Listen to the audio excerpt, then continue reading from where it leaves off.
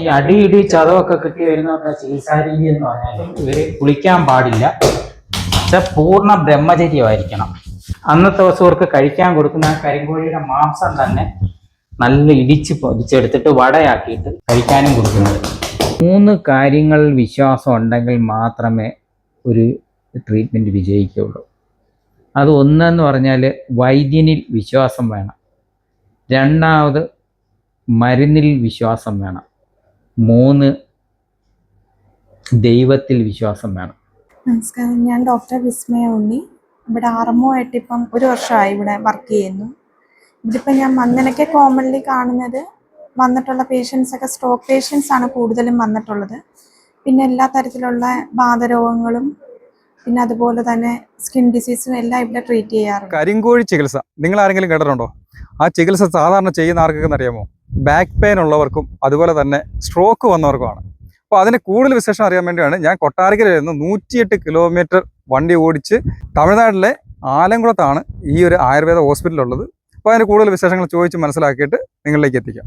ഞങ്ങൾ ഇവിടെ ഈ കരിങ്കോഴിയെ കൊണ്ട് 2 ട്രീറ്റ്മെൻറ്റ്സാണ് ചെയ്യുന്നത്. ഒന്ന് അടിയിടി ചതവ് പറ്റി വരുന്നവർക്ക്, രണ്ടാമത് സ്ട്രോക്ക് വരുന്നവർക്ക്. അപ്പോൾ ഈ 2 കേസുകൾക്കും വേണ്ടിയിട്ട് 2 രീതിയിൽ ഇവർക്ക് മരുന്ന് കൊടുക്കുന്ന ഒരു സമ്പ്രദായമാണ് കരിങ്കോഴിയുടെ. ഇവൻ ഇടുക്കി പീരിമേട്ടിലുള്ളതാണ്.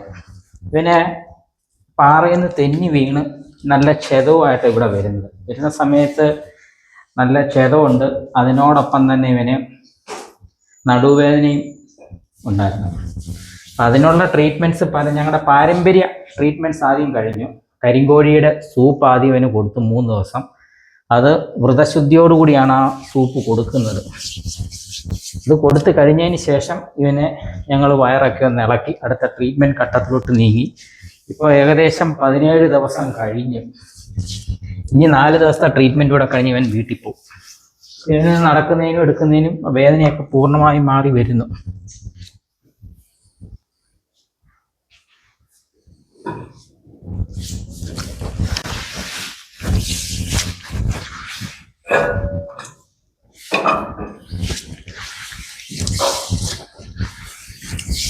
എൻ്റെ പേര് ബിജോയ് എം കൃഷ്ണൻകുട്ടി എന്നാണ്. എൻ്റെ സ്വന്തം സ്ഥലം കൊല്ലം ജില്ലയിൽ ചവറയിലാണ്. ഞാൻ സീനിയർ നാച്ചുറോപ്പത്തിസ്റ്റും അതുപോലെ തന്നെ ഒരു പാരമ്പര്യ വൈദ്യവുമാണ്. കൂടാതെ ഇപ്പം ഞാനൊരു നിയമ വിദ്യാർത്ഥിയും കൂടാണ്.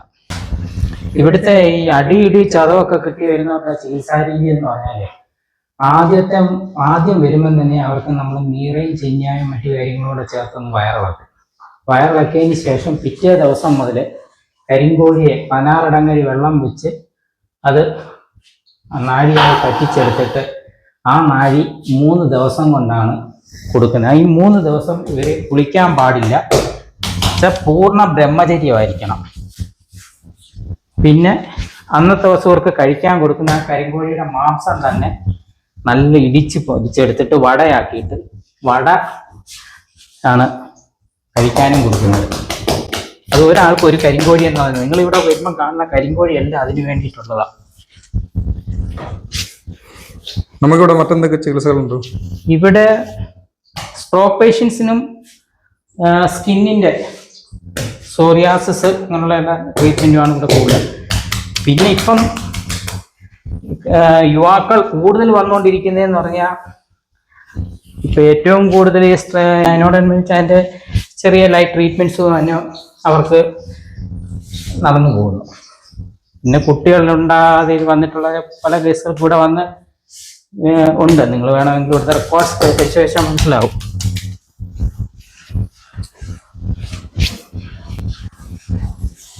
നമ്മുടെ ആയുർവേദ ഈ ഒരു ഹോസ്പിറ്റൽ സ്ഥിതി ചെയ്യുന്നത് എവിടെ?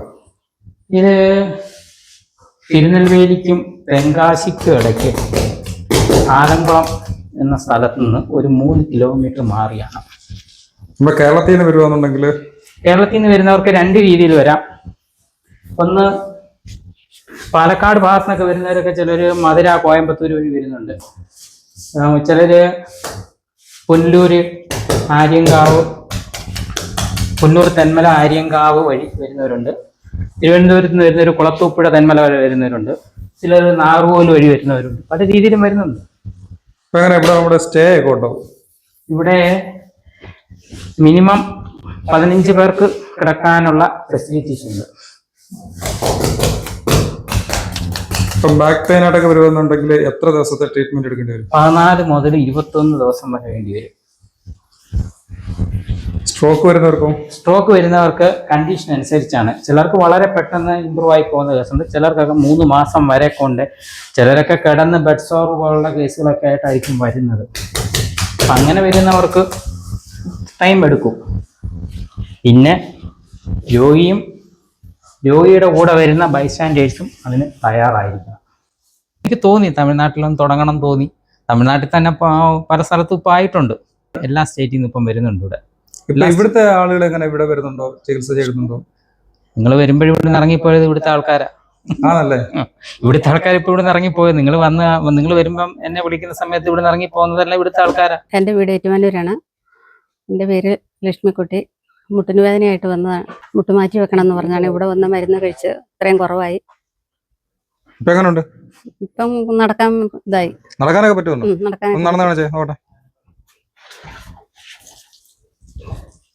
എത്ര നാളായി ചികിത്സ ചെയ്തിട്ട്? ഇവിടെ വന്നിട്ട് ഇപ്പൊ 2-3 മാസമായി. ഇപ്പൊ നല്ല മാറ്റം ഉണ്ടല്ലേ? മാറ്റമുണ്ട്. അപ്പൊ നാട്ടിൽ പോകുന്നില്ലേ ഇനി? പോണം. ഇവിടെ തന്നെ ഒരു ജോലിക്കും കയറി കിച്ചണില്. ഇവിടെ തന്നെ ജോലി കിട്ടിയോ? ഇവിടെ ചികിത്സയ്ക്ക് വന്ന ഒരു കാര്യമായില്ലേ? മുട്ടുവേദന മാറി ജോലിയും കിട്ടി. നല്ലൊരു വരുമാനമായില്ലേ? പിന്നെ ഇപ്പൊ നല്ല രീതിയിൽ നടക്കാൻ പറ്റും. ഒന്ന് സ്ട്രൈറ്റ് ആയിട്ട് നടന്നേ. പിന്നെ മൂന്നാമത് ഒരു ട്രീറ്റ്മെൻറ്റ് ചെയ്യുന്നതെന്ന് പറഞ്ഞാൽ ആസ്മ പേഷ്യൻസിന് അത് കണ്ടിന്യൂസ് ആയിട്ട് മന്ത്ലി 3 ദിവസം ഇവിടെ സ്റ്റേ ചെയ്ത് ഇതിൻ്റെ കരിങ്കോഴിയുടെ സൂപ്പ് നമ്മൾ കൊടുക്കും. അത് 6 മാസം, ആ മാസത്തിൽ 3 ദിവസം വീതം 6 മാസം, 6×3 18 ദിവസം മൊത്തം ഇവിടെ സ്റ്റേ ചെയ്ത് ആസ്മയ്ക്ക് വേണ്ടിയിട്ട് ഒരു സ്പെഷ്യൽ ചികിത്സ ഇപ്പോൾ ഇവിടെ സ്റ്റാർട്ട് ചെയ്തിട്ടുണ്ട്. അത് പാരമ്പര്യ ചികിത്സയാണ്. ഇവിടെ ഫുഡ്, അക്കോമഡേഷൻ, ട്രീറ്റ്മെൻറ്റ് ചാർജ് അത് ഒരു ഫിക്സഡ് റേറ്റാണ് വെച്ചിരിക്കുന്നത്.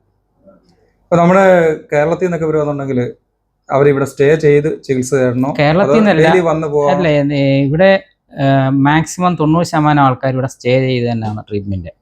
ഇത് പ്രകൃതി ചികിത്സയും നാച്ചുറോപ്പതിയും ആയുർവേദവും പാരമ്പര്യവും കൂടെ മിക്സ് ചെയ്ത ഒരു ട്രീറ്റ്മെൻറ്റ് സംവിധാനമാണ് ഇവിടെ നടക്കുന്നത്. ഒബേസിറ്റിയുടെ ട്രീറ്റ്മെൻറ്റ് നടക്കുന്നത്, അതിനെ ഇവർക്ക് ഇവിടെ നടക്കാനുള്ള സൗകര്യമുണ്ട്, കാര്യങ്ങളുണ്ട്. അത് നാച്ചുറോപ്പതി ആയിട്ടുള്ള ഫുഡ് ഡയറ്റ് കൺട്രോൾ ചെയ്ത് അതിനുള്ള ഡോക്ടർമാരുമായിട്ടാണ് അതിൻ്റേത്. അതുപോലെ സോറിയാസിൻ്റെ ട്രീറ്റ്മെൻറ്റ് നടക്കുന്നുണ്ട്, സെക്ഷൽ എബിലിറ്റിയുടെ ട്രീറ്റ്മെൻറ്റ്സ് നടക്കും. അതൊന്നും ഇപ്പം നിറയെ കേസുകൾ വരുന്നുണ്ട് കേരളത്തിൽ നിന്ന് തന്നെ. ആ സ്ട്രോക്ക് വന്ന് ആദ്യ ഘട്ടങ്ങളിൽ എത്തിക്കുന്നവരെ വളരെ സ്പീഡിൽ നമുക്ക് കൈകാര്യം ചെയ്യാൻ പറ്റും. ഇപ്പം നിങ്ങൾ വെളിയിലൊരു സ്ട്രോക്ക് പേഷ്യൻറ്റിനെ കണ്ടില്ലേ, പുള്ളി ഇപ്പോൾ ഈ 3ാം ഘട്ടം വന്നപ്പോഴാണ് ഏകദേശം അത്രയൊക്കെ കറക്റ്റ് ആയത്. നിങ്ങൾ ആ കണ്ട മനുഷ്യൻ 3ാമത്തെ വട്ടം ട്രീറ്റ്മെൻറ്റ് വന്നതാണ്. ഈ സ്ട്രോക്ക് വരാതിരിക്കാൻ എന്ത് ചെയ്യാൻ പറ്റും? മാനസിക സമ്മർദ്ദം കുറയ്ക്കുക എന്നുള്ളതാണ് പ്രധാനമായ ഒരു കാര്യം. ഇന്നത്തെ മാനസിക സംഘർഷം തന്നെ പ്രധാനമായ ഒരു കാരണമായിട്ട് ഞാൻ കണ്ടത്. ഇതിന് ഫുഡ് ഒരു കാര്യമാകും? ഫുഡും ഉണ്ട്, എല്ലാ കാര്യമുണ്ട്. എത്ര ദിവസം വരെ ട്രീറ്റ്മെന്റ് ഒക്കെ? കിടന്ന് വരുന്ന രോഗിക്ക് 3 മാസം വരെ ട്രീറ്റ്മെൻറ്റ് കൊടുക്കേണ്ടി വരും. തിരിച്ച് തനിയെ നടന്നു പോകും? തനിച്ച് മാക്സിമം നടന്നു പോകുന്ന കാഴ്ചയാണ് കണ്ടിട്ടുള്ളത്. ട്രീറ്റ്മെന്റ് വിജയം എന്താണ്? ഞാൻ വരുന്ന ഏതൊരു പേഷ്യൻസിനോടും അവരുടെ ബൈസ്റ്റാൻഡേഴ്സിനോടും പറയുന്ന ഒരേ ഒരു കാര്യമുണ്ട്. നിങ്ങൾ 3 കാര്യങ്ങളിൽ വിശ്വാസം ഉണ്ടെങ്കിൽ മാത്രമേ ഒരു ട്രീറ്റ്മെൻറ്റ് വിജയിക്കുകയുള്ളൂ. അത് ഒന്നെന്ന് പറഞ്ഞാൽ വൈദ്യനിൽ വിശ്വാസം വേണം, രണ്ടാമത് മരുന്നിൽ വിശ്വാസം വേണം, 3 ദൈവത്തിൽ വിശ്വാസം വേണം. ഇത് 3ഉം കൂടെ ക്രോഡീകരിച്ച് വന്നില്ല എങ്കിൽ ഒരു ട്രീറ്റ്മെൻറ്റും വിജയിക്കില്ല. ഇപ്പം വൈദ്യനിൽ വിശ്വാസം ഇല്ലാതെ ഒരാളിങ്ങോട്ട് വന്നിട്ട് അവർ മരുന്ന് കഴിച്ചാൽ, ആ വൈദ്യർ തന്ന മരുന്ന് കഴിച്ചിട്ട് മാറില്ല, വേറൊരാൾ പറഞ്ഞിട്ട് ഞാനങ്ങ് ചെന്ന് കഴിച്ച് അല്ല. പക്ഷെ തിരിച്ച് എൻ്റെ അനുഭവമാണ് പറയുന്നത്. പലയിടത്തുനിന്നും പലരും വരുമ്പം 10 പേര് വന്നു, 10 പേർക്കും ഒരേ അസുഖമാണ്. പക്ഷെ ആ 10 പേർക്ക് ഒരേ മരുന്ന് കൊടുത്തു, അതിൽ 9 പേര് സക്സസ് ആയി, ഒരാൾ സക്സസ് ആകുന്നില്ല. അപ്പോൾ അവിടാണ് ഈശ്വരാധീനം എന്ന് പറയുന്നത്, ഈശ്വരനും വേണം എന്ന് പറയുന്നത്. ഇപ്പം നമ്മുടെ ഇപ്പോഴത്തെ ജനങ്ങൾക്ക് ഈ നിരീശ്വരവാദം കൂടുതൽ വരുന്നുണ്ട്. പക്ഷെ ഞാൻ അതിനൊന്നും ബാർഗൈനിങ് പോകുന്നില്ല, ഞാൻ തർക്കത്തിനും പോകുന്നില്ല. പക്ഷെ എൻ്റെ ജീവിതാനുഭവങ്ങളിൽ പഠിച്ച പാഠമാണ്, ഇവർ 3 പേരും ഒന്നിച്ചില്ലെങ്കിൽ ഒരു വൈദ്യവും വിജയിക്കില്ല. ഈ വീഡിയോ കണ്ടതിന് ശേഷം ആൾക്കാർ ആവശ്യപ്പെടുകയെന്നുണ്ടെങ്കിൽ അയച്ചു കൊടുക്കും? ഞാൻ കൊടുക്കുകയില്ല. എന്തുകൊണ്ട്? കാരണം അവരിവിടെ വന്ന്, ഞാൻ പറഞ്ഞില്ലേ, പല അസുഖങ്ങളും പല കാര്യങ്ങളും കാണും. എന്താണെന്നറിയാതെ എനിക്കിപ്പം അത് ഇങ്ങനെയാണ് കേസെന്നും പറഞ്ഞാൽ അതില്ല. അവർ നേരിട്ട് വരണം, നേരിട്ട് വന്ന് കണ്ടാൽ മാത്രമേ ഞാൻ കൊടുക്കുകയുള്ളൂ. ഇല്ല, കൊടുക്കാൻ പാടില്ല മോനെ. കാരണം അവർക്ക് പല കാര്യങ്ങൾ കൊണ്ടായിരിക്കും, പല കാര്യങ്ങൾ ചോദിച്ച് മനസ്സിലാക്കേണ്ട കാര്യങ്ങൾ കാണണം. അപ്പോൾ ഇത് മനസ്സിലാക്കാതെ എനിക്കിത് എന്താ പറയുന്നത്, കുറേ ഓൺലൈനിൽ ഞാനങ്ങ് വിൽപ്പന നടത്തി കഴിഞ്ഞാൽ, ഓൺലൈനിൽ വേണമെങ്കിൽ ഇത് പരസ്യം കൊടുത്താൽ നിറയെ ആൾക്കാർ വാങ്ങിച്ചുകൊണ്ട് പോകും. പക്ഷെ അതിൽ കാര്യമില്ല. ഒരു ആൾ ഒരു പ്രാവശ്യമെങ്കിലും നമ്മളെ വിസിറ്റ് ചെയ്യുമ്പോൾ അവർക്ക് മറ്റെന്തെങ്കിലും പ്രോബ്ലംസ് ഉണ്ടോ, മറ്റു കാര്യങ്ങൾ കൊണ്ടാണോ, ചിലപ്പോൾ മരുന്ന് വേണ്ടാത്ത കേസാണെങ്കിലോ. അതാ ഞാൻ പറഞ്ഞ ആദ്യം കൗൺസിലിംഗ് ചെയ്യണം എന്ന് പറഞ്ഞത്. മരുന്ന് ഇപ്പം ബിസിനസ്സിന് വേണമെന്നുണ്ടെങ്കിൽ എനിക്ക് ഇതൊന്നും പോകേണ്ട ആവശ്യമില്ല. കൗൺസിലിംഗ് ചെയ്യണമെന്ന് ഞാൻ ആദ്യമേ പറഞ്ഞു. ആദ്യം വരുന്ന ആളെ നമ്മൾ പറയും ഇത്രാം തീയതി അവർക്ക് കൗൺസിലിംഗ് കൊടുത്തതിന് ശേഷമേ സെക്ഷൽ എബിലിറ്റിയുടെ കേസിനകത്താൽ. അതുപോലെ ഏതൊരു പേഷ്യൻ്റ് വരുമ്പോഴും നമ്മളിവിടെ അഡ്മിറ്റ് ചെയ്യുന്ന എല്ലാ പേഷ്യൻസിനും എല്ലാ സൺഡേയിലും കൗൺസിലിംഗ് കൊടുക്കുന്നുണ്ട്. നമുക്ക് സഹോദര സ്ഥാപനങ്ങൾ കേരളത്തിലുണ്ടോ? തെന്മലയിലുണ്ട്. അത് എന്തൊക്കെയാണ് പ്രവർത്തിക്കുന്നത്? അത് വ്യാഴം ഞായർ ദിവസം. അല്ലാത്ത ദിവസങ്ങളിൽ നമ്മൾ ഇവിടെ വന്ന് ഇവിടെ തന്നെ. പക്ഷെ അവിടെ ഇതുപോലെ ട്രീറ്റ്മെന്റ് ഇല്ല. ഇല്ല. ഇവിടെ വന്നതിന് ശേഷം രണ്ടാമത്തെ ഘട്ടമാണ് അവിടെ. ഇവിടെ നിന്ന് പോയി കഴിഞ്ഞാൽ അവിടെ കൺസൾട്ടേഷൻ ആണ് എല്ലാവരും വരുന്നത്. അതിന് നമ്മൾ ഡേറ്റ് കൊടുത്ത് അങ്ങനെ അങ്ങ് വരുവാ വ്യാഴം ഞായർ.